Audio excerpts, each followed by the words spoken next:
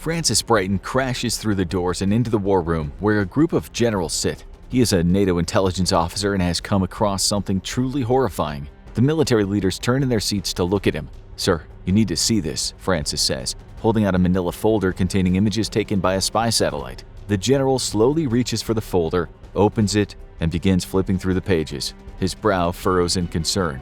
The general shakes his head and passes the folder to the person sitting next to him. "God save us," he whispers, as the photographs circulate around the table. Francis waits patiently in a corner of the room while each member of the NATO alliance looks at the photos he brought with him. The last general examines the images, closes the folder, and hands it back to Francis. He turns to the rest of the men in the room. "What should we do?" he asks. There's discussion about launching a counterattack. Some NATO members want to keep the status quo the way it is. Putin is clearly insane, and like any wild animal that's backed into a corner and feels threatened, he is more than willing to lash out in the most deadly way possible. Others in the room believe now is the time to act. They advocate for the deployment of more troops along the Russian border. "I'm going to say what everyone else is thinking," one of the generals states as he stands up from the table. "We need to arm the nukes currently stationed in France and Britain." An eerie silence envelops the room. Francis shifts back and forth on his heels. He's remained quiet until now. "If I may, sir," he says, "the images clearly show that Russia's moving tactical nukes from this Object S site to their naval base on the Black Sea. However, we do not know if this is just a posturing gesture or if Putin means to use them." The generals around the room grumble. They all know this could be the first step toward nuclear war. Until this point, Vladimir Putin's only threatened to use tactical nukes in his war against Ukraine. Now he actually has taken steps to put those words into action. The deployment of several tactical nukes, each with an estimated payload of 1 kiloton or 1,000 sticks of dynamite, could change the world forever. The generals continue to deliberate. "Commander Brighton," one of them says, "we need you back at your post. Keep your eyes on the Russian nukes and update us of any further movements." Francis salutes the general and runs out of the room. He sprints down the hallways of the intelligence building back to the command center. Screens flash different images. TVs play live feeds from news outlets around the world. No one knows about the very real threat that he has uncovered except for the NATO generals. Francis types vigorously on the keys of his keyboard. He glances at the picture next to his screen. It's a photo of his wife holding their newborn daughter. She smiles as if nothing could ever get in the way of their happiness. Unfortunately, Putin seems hell-bent on doing just that, by throwing Europe into a nuclear war. Francis taps back into the satellite feed that he initially spotted the tactical nukes from. He zooms in on the road leading from the Russian nuclear base to the Black Sea coast. The trucks carrying the tactical nukes have made significant progress. They're only miles away from the naval base. Hours pass. Francis periodically sends updates to the NATO generals regarding the movement of the Russian tactical nukes. Putin had promised to use them for several weeks, but many thought this was an empty threat. Now it looks like he's about to make good on what he's been saying all along. There's been little movement on the Russian naval base where the nukes were dropped off. Francis has a hunch the warheads have been mounted onto SSN-30A caliber missiles and loaded onto Russian subs, but without proof, there's very little he can do. It seems like the only way that Russia could secretly deploy the nukes and get them within range of targets in Ukraine is by submarine. Francis's eyes are exhausted from looking at computer monitors nonstop for days. Every time he blinks, it stings. The intelligence officer stands up and stretches. He walks to the break room where a fresh pot of coffee is just finished brewing. As he pours himself a cup, he watches live coverage of the battle raging on the outskirts of Kyiv. Suddenly, the camera tilts upward. For a moment, a missile can be seen screaming across the sky. It arcs down and slams into the ground near a group of Ukrainian forces. For a moment, nothing happens. Then, there's a bright flash and the feed cuts off. Francis stares wide-eyed at the static on the television. The coffee mug falls from his hands and shatters on the floor. For a moment, Francis is paralyzed with fear. It is very clear what he just witnessed. Russia launched a tactical nuke and wiped out everything in a quarter-mile radius. Francis sprints back to the control room and begins gathering as much intel as possible. He needs to figure out how much damage was done and in which direction the fallout is heading. By looking at satellite feeds, Francis can just make out the distinctive mushroom cloud rising up over the landscape. The wind seems to be blowing smoke further into Ukraine. Once again, Russia has caused a nuclear catastrophe on Ukrainian soil. Later that day, Francis gives a report to the NATO generals. It appears Russia used a 1 kiloton tactical nuke to destroy an entire Ukrainian tank battalion. Reports have been coming in across the world that countries are condemning Russia's actions. Everyone knows that if nuclear war breaks out, there will be no winners. Russia and the US alone have enough nukes to wipe humanity off the face of the planet, and that's not accounting for the nuclear warheads located in Britain and France. After the blast was confirmed to be from a tactical nuke, NATO armed several missiles at sites across Europe. They have not fired yet, but it seems that'll only be a matter of time before someone has to stand up to Vladimir Putin. Trying to reason with the homicidal maniac doesn't seem to be working. Even China, Russia's most powerful ally, has turned on them. China has a strict no first-use nuclear doctrine, which Russia has just broken. In the eyes of China, nukes should only be used to defend one's own country, not as a weapon for offensive purposes. This is how much of the world feels, and it's the reason why almost every country on the planet has turned against Vladimir Putin. But as far as Francis can tell, this doesn't seem to be deterring the leader of the Russian Federation. Russia used the tactical nuke to show just how serious they were taking NATO's constant resupplying of Ukraine with weapons and supplies. Putin also wanted to make it clear he had no problem taking things to the next level and engaging in nuclear warfare. Europe is now in an even more tenuous position. In briefings that Francis has been a part of, all options were put on the table. Many leaders believed that NATO needs to launch a nuke at Russia to show they will not just back down. The flip side of this is that Putin could escalate things further and start firing larger strategic nukes at targets across Europe. If this happens, the entire continent could be decimated by fireballs and nuclear fallout. The tactical nuke that Putin fired obliterated everything within a quarter mile, and although the radiation from the blast will travel further, it's nothing compared to the much larger nukes that both Russia and NATO have at their disposal. These bombs can be 1,000 times more powerful than the tactical nuke that Russia used, and each one could wipe out entire cities and cause millions of casualties. This is obviously what Europe is trying to avoid, but they also can't let Putin get away with unleashing a nuke on the people of Ukraine. Francis listens to the other options being suggested by the military leaders in the room. Some of the generals think that NATO should send forces into Russia and use conventional weapons to bring Putin to his knees. The counter-argument is obvious. If forces from Europe invade Russia, Putin will almost certainly launch more nukes to defend his homeland, resulting in the annihilation of much of Europe. Another option is to tighten the economic sanctions already placed on Russia. Unfortunately, these didn't seem to stop Putin the first time around, and it's unlikely they'll cause him to back down now. Economic sanctions also won't help deter Putin from using more nuclear bombs. It's determined that this could actually cause him to escalate things further as more countries turn against him. Even though China and most other countries are upset with Putin's actions, Russia still supplies a massive amount of oil and gas to the rest of the world. This includes Europe. And if Russia completely cuts off fossil fuel supplies to the EU, everyone within its borders will suffer. Utility prices across Europe have already skyrocketed to unprecedented levels as Russia continues to cut off its supply of oil, and many European families can no longer afford to heat their homes during the cold winter months. Then, one of the generals comes up with an idea so crazy, it might just work. Francis sits at his computer station staring blankly at his screen. He can't believe the decision the generals came to. He closes his eyes and rubs the bridge of his nose. "Forgive us," he whispers, and then focuses on the task at hand. Francis moves several satellites into optimal viewing positions, which will allow them to collect analytics for what is about to happen. The satellites align and begin transmitting data. They're pointed at a military base in Belarus. A digital clock has begun countdown. The generals are now in the control room with Francis so they can witness the aftermath of their choices. Belarus is not at war with Europe.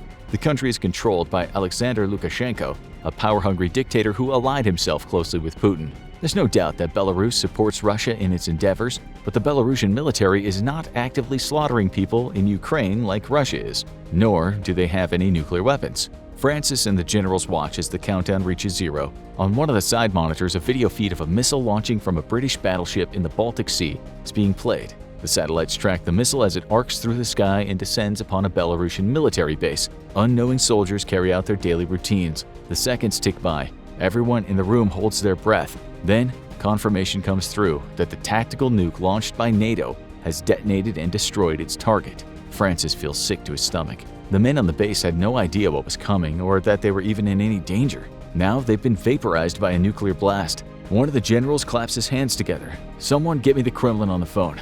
Maybe now Putin will talk, but he doesn't. The plan was to show that NATO was not afraid to use its own nuclear weapons. Military leaders knew they could not launch a nuke at Russia to demonstrate their resolve, but it was determined that by blowing up a target in Belarus, they could still send a clear message to Vladimir Putin that NATO would retaliate with nukes if necessary. There's no doubt that Alexander Lukashenko is a terrible man who's done terrible things to the people in his country, but many feel like NATO took things a step too far. Belarus was sided already with Russia and has given them support in their fight against Ukraine, but now the Eastern European country has declared war on the rest of Europe. They do not have the military forces to back up the threats they're making, but Russia's made it clear that it will stand with Belarus and aid them in their war against the other countries in Europe.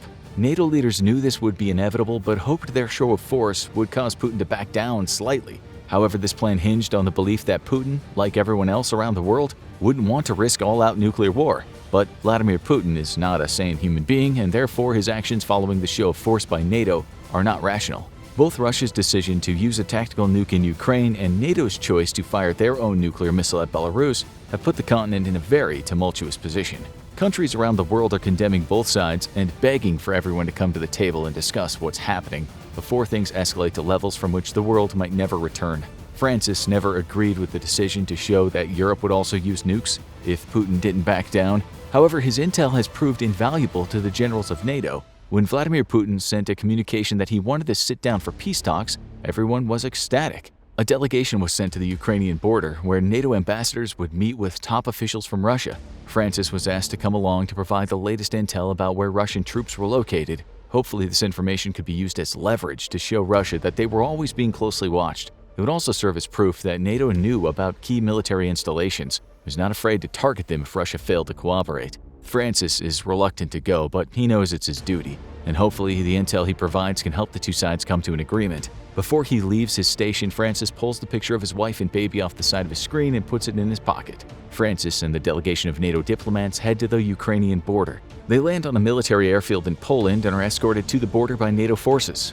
As they cross over to Ukraine and enter the small town where the talks are supposed to take place, something seems off. The convoy comes to a stop. The delegates step out to look around. It's quiet. There's no sign of the Russian representatives. Maybe they're just running late, someone suggests. The group heads to the town hall where Russia initially agreed to begin peace talks. They enter the building. It's cold and empty. Cobwebs hang from the ceiling. It's clear no one has been here for a very long time. Something is very wrong.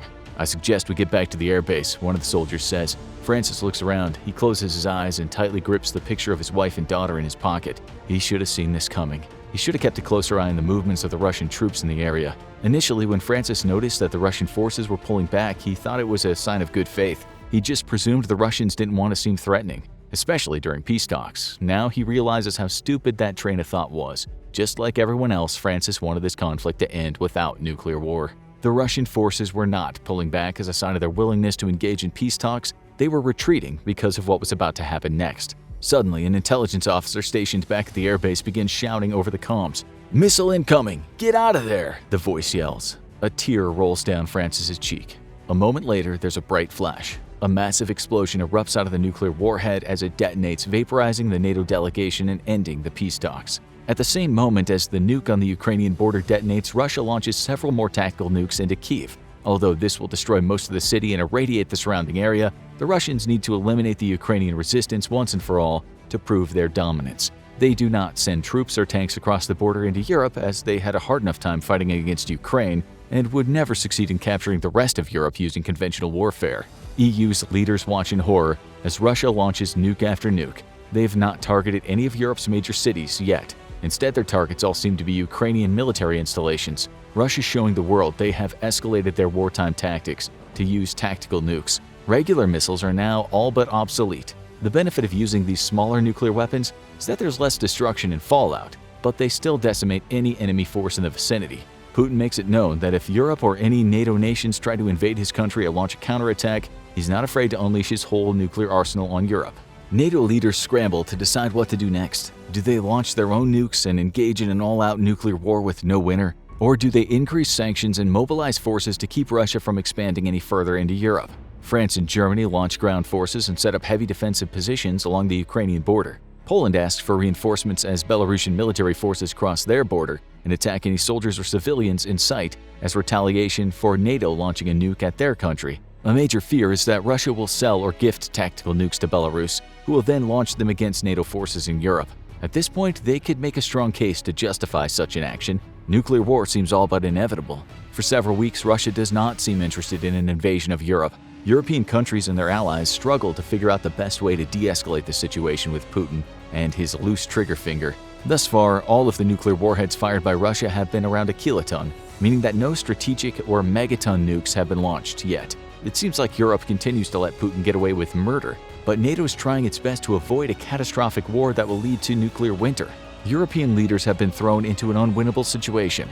They either roll over and let Vladimir Putin get away with his egregious atrocities, or they launch their own offensive and deal with the inevitable nuclear consequences. Europe has completely stopped purchasing oil, gas, and goods from Russia. This has hurt the people and the economies of the nations in the EU, but it was a necessary step. Russia's economy has all but collapsed, yet they still have a large influence over oil exports. Not only do they control where their own fossil fuels go, but they also have influence over the other OPEC countries in the Middle East. And even though China condemned the actions of Russia, they rely too heavily on their natural resources to cut ties completely. The suffering in Europe is exacerbated by the fact that every country must ramp up military production and recruitment. Without its main supply of oil and gas, there are not enough resources to go around. Europe has been moving away from fossil fuels and toward using renewable energy, but at this point, it's too little too late. Things become desperate as Germany's economy goes into a depression and the British pound becomes worthless. European nations decide it's time to fight back against the evil dictator of Russia. France and Germany launch air raids across the border.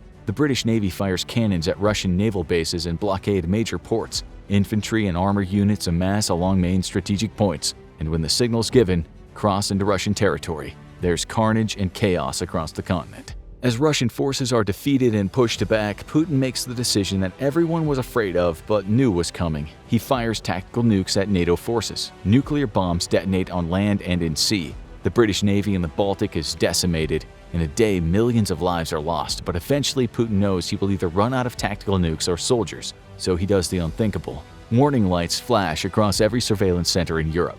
Russia has launched hundreds of nukes from its arsenals. These are not the low-yield tactical nukes. Each one is over a megaton. When the warheads explode, they will demolish entire cities and wipe out military forces across Europe.